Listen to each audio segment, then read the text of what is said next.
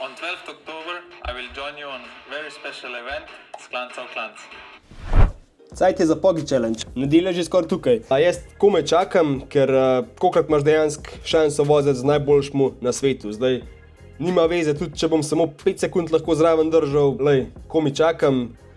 To je mislim, da spomin, ki ga imaš pol cel življenje še naprej v mislih. Tako da ja, to bo ful dober, pol je pa še ena zadeva glede Pogi Challenge. Na vrhu v cilju bo imel A2U svojo stojenco.